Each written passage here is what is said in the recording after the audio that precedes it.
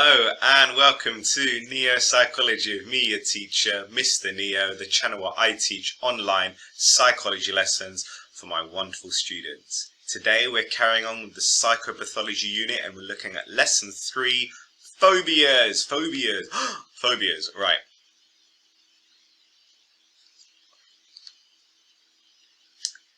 People suffer from irrational fears of many different objects or situations. These are called phobias, but can you identify the phobic stimulus or the fear of the following phobias? Arachnophobia. What is arachnophobia? Fear of spiders. Ophidiophobia. Fear of snakes. Coulrophobia. It's the fear of clowns. And pagonophobia. Any ideas? Pagonophobia is a fear of beards. Pagonophobia, right. In this unit, we'll focus on 3 examples of mental disorders: phobias, depression, and obsessive compulsive disorder. This lesson is concerned with the signs and symptoms of phobias. These include the ways in which people suffer from a phobic behavior, think, and feel in relation to the phobic stimulus, i.e. the thing that they are afraid of. So, we have finished the definitions of abnormality and we are on to the phobias section. We are here in the psychopathology unit. So, we've got 3 learning objectives: show comprehension and apply knowledge of the behavioural characteristics of phobias. Learning objective 2, the emotional characteristics of phobias. And then learning objective 3, the cognitive characteristics of phobias. Let's start with behavioural. Okay? First of all, what is a phobia? What is a phobia, right? It's a something fear of an object or situation. What's the key term?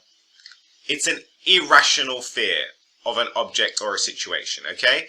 Get the definition down: phobia, an irrational fear of an object or situation. Draw an image to illustrate the key term. Right, now, there are different characteristics of phobias. Can you match the characteristics with the correct definition? We've got behavioural characteristics, emotional characteristics, and cognitive characteristics of phobias. Which do those refer to, right? What does it refer to? Give it a go now. I'm not going to tell you the answer yet, because I think you can work it out. Right, refers to the process of thinking, knowing, perceiving, believing, ways in which people act, ways in which people feel. Now, behavioural characteristics are going to be ways in which people act, the acts in which they do when they come across their phobia. The emotional characteristics are going to be the ways in which people feel. How does that phobic stimulus make you feel? And then the cognitive characteristics of phobias are going to refer to the process of thinking, perceiving, knowing, believing. Okay? So, we're going to start off with the behavioural characteristics of phobias. We respond to things or situations we fear by behaving in particular ways. We respond by feeling high levels of anxiety and trying to escape. The fear responses in phobias are the same as we experience for any other fear, even if the level of fear is irrational, out of all proportion to the phobic stimulus. So, the first behavioural characteristic of phobias is panic. A phobic stimulus may panic in response to the presence of the phobic stimulus. Panic may involve a range of behaviours, including crying, screaming, or running away. So those are all signs of panic. Crying, screaming, running away, these are all behavioural characteristics. They're ways in which people act. Children may react slightly differently. For example, they might freeze, they might cling to a parent, and they might have a tantrum. Now, avoidance is also a behavioural characteristic. Unless the sufferer is making a conscious effort to face their fears, they tend to go to a lot of effort to avoid coming into contact with the phobic stimulus. They can make it hard to go about their everyday lives. This is avoidance. Avoidance is a behavioural characteristic. So, for example, someone with a fear of public toilets may have to limit the time they spend outside the home in relation to how long they can last without a toilet. This in turn can interfere with work, education, and a social life. Another example would be arachnophobia. If you've got a fear of spiders, you may avoid going to the shed, okay? Because you know that there's going to be loads of spiders and loads of cobwebs in there. So avoidance is a behavioural characteristic of phobias. The final behavioural characteristic of phobias we're looking at is endurance. The alternative to avoidance is endurance, in which a sufferer remains in the presence of the phobic stimulus, but continues to experience high levels of anxiety. This may be unavoidable in some situation, but for example, for a person who has an extreme fear of flying, and those are the behavioural characteristics of phobias, okay? Identify one thing you've learned about the behavioural characteristics of phobias. Why do you think learning about these are important? How does behavioural characteristics of phobias apply in real life? Do you have any other questions of your own? Okay, we're a third of the way through already. That was quick. Behavioural characteristics of phobias, done. The next one we're looking at is emotional. Learning objective 2. Show comprehension and apply knowledge of emotional characteristics of phobias.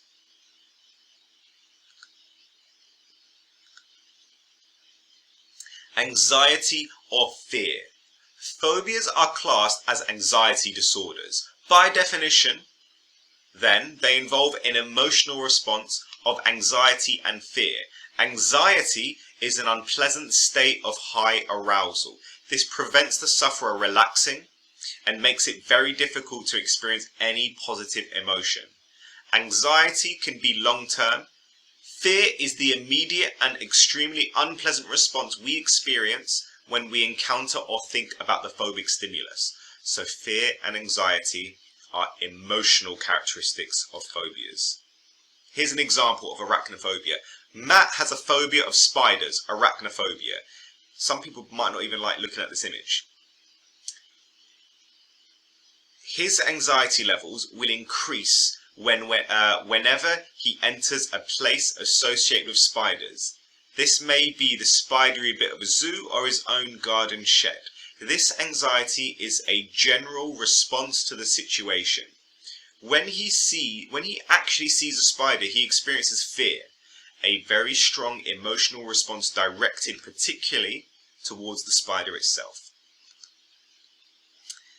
Emotional responses are unreasonable though. The emotional response we experience in relation to phobic stimuli go beyond what is reasonable. So, for example, Matt's fear of spiders involves a very strong emotional response to a tiny and harmless spider. This is widely disproportionate to the danger posed by any spider Matt is likely to meet in his shed. However, if this was, say, Australia, where there are spiders that can literally kill you, that might not be classed as a phobia because it might be a rational fear. It's perfectly rational to be scared of something that will kill you. And those are the emotional characteristics of phobias. Identify one thing you learned about the emotional characteristics of phobias. Why do you think learning about the emotional characteristics of phobias is important? How does emotional characteristics of phobias apply in real life? Who is this information useful to? And what questions has emotional characteristics of phobias raised for you? Have you raised any questions? Have you got any questions? Write them in the comments. Maybe I'll answer it. Maybe someone else will answer it. And those are the emotional characteristics. Show comprehension and apply knowledge of emotional characteristics of phobias. Yes, I've done it. Let's move on to the final learning objective. Show comprehension and apply knowledge of cognitive characteristics of phobias.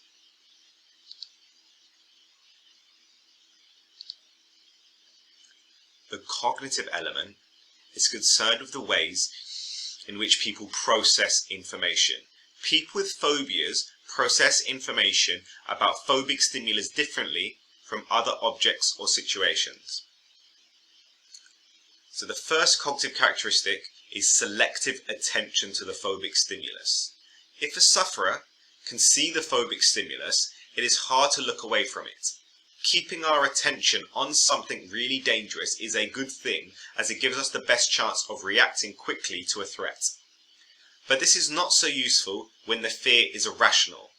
A pagonophobic, fear of beards, will struggle to concentrate on what they are doing if there is someone with a beard in the room. So the cognitive characteristic is that you have selective attention. Your cognitive attention is all on that thing. Now that isn't useful if the thing is stopping you from your everyday activities. If you've got a fear of something and it's stopping you from doing your job or stopping you from doing work at school, then this is an irrational phobia. Furthermore, cognitive characteristics of phobias are irrational beliefs. A phobic may hold irrational beliefs in relation to phobic stimuli. For example, social phobias can involve beliefs like, I must always sound intelligent, or if I blush, people will think I'm weak, or I don't want people to think I'm an idiot. This kind of belief increases the pressure on the sufferer to perform well in social situations. So people with certain phobias will have certain irrational beliefs, and those irrational beliefs, because it's a belief, that's cognitive. It's a cognitive characteristic. Furthermore, someone may have cognitive distortions. The phobic's perceptions of the phobic stimulus may be distorted. So, for example, an omphallophobic is scared of belly buttons.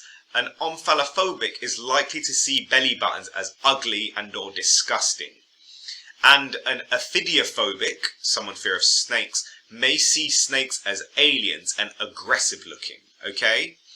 So, for example, again, we'll use arachnophobia. Sometimes you see arachnophobics, they look and go, oh my god, look at it, it's looking at me, it's trying to kill me, right? That's ridiculous, that's a cognitive distortion. And then we go, look how big it is, it's the size of my hand, when in fact it's like minuscule, okay? So cognitive distortions are a cognitive characteristic of phobias. Right, application question, AO2, Eloise, and the buttons.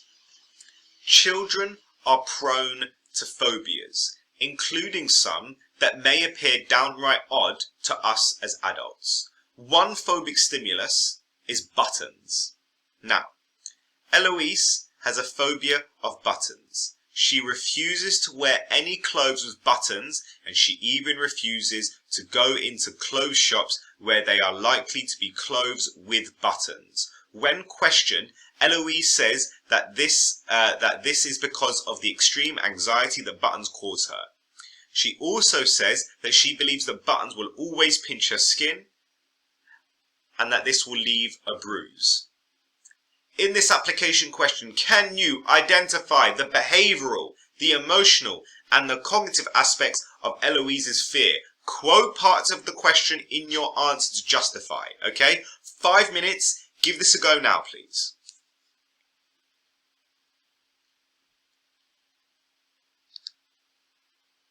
Right, did you write it down? I haven't asked you to do anything else today, so actually write it down. Otherwise, let's go through the answer.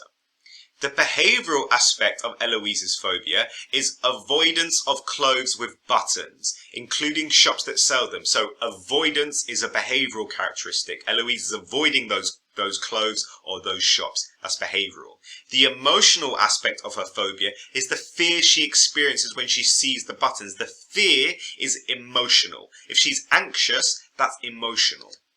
And the cognitive aspect is her belief that buttons will pinch her and leave a bruise. This is irrational. They will unlikely leave her with any sort of mark. Okay? So those are the behavioural, emotional and cognitive aspects.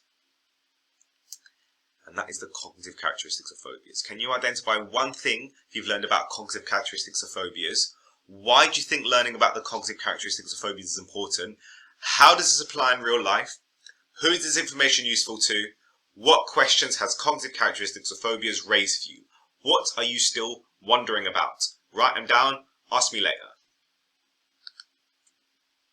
And that was the third learning objective. LO3, show comprehension and apply knowledge of cognitive characteristics of phobias. There we go. We are now going to move on to the plenary. Okay. Activity, phobia quiz. What am I afraid of? Okay, if I have scholophobia, what do I have a fear of? What do you reckon? School. Scholophobia is the fear of schools.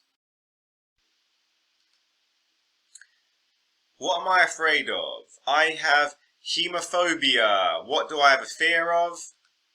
Fear of blood. What am I afraid of? I have emetophobia. Emetophobia. A lot of us have this fear. Emetophobia.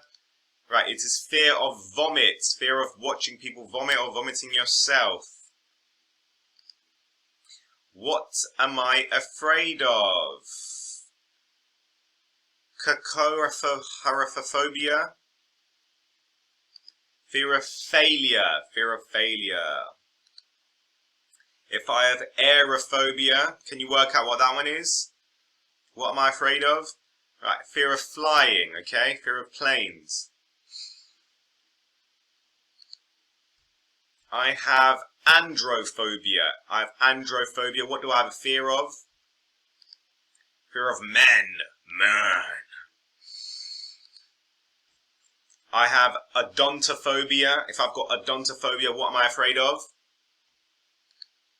Afraid of the dentist, afraid of teeth. If I've got agoraphobia, right? It's fear of public places, fear of social situations. There we go. Discussion, right? What phobias do you personally have, right? Think about what phobias do you have. Now, how would you describe that to someone else? Based on what you've said, did you identify behavioural characteristics, emotional characteristics, or cognitive characteristics of your fear? If you said to someone, oh, I've got fear of spiders, and they'll say, what do you have the fear of? You go, oh, they make me feel so anxious. You're describing an emotional characteristic, okay? Have a little think. Describe what phobia you have, and then realize what is that. Identify what criteria, what characteristics is that? Behavioral, emotional, or cognitive? And that's the end of the lesson. That was lesson 3, phobias. Next lesson is lesson 4, depression. Right, there we go, we're done. Well done, my neo-psychologists. Great work today. This was only a short lesson. That was lesson 3, phobias. Great work today. I've been Mr. Neo. God bless and peace. I'm feeling like Will. I feel like a prince. I'm feeling myself. I'm loaded with bills, cause I wasn't blessed with no Uncle Phil. Don't know how it feels. I wanted to flex, they told me to chill. I'm making a flip. My life is a flick, now load up the film.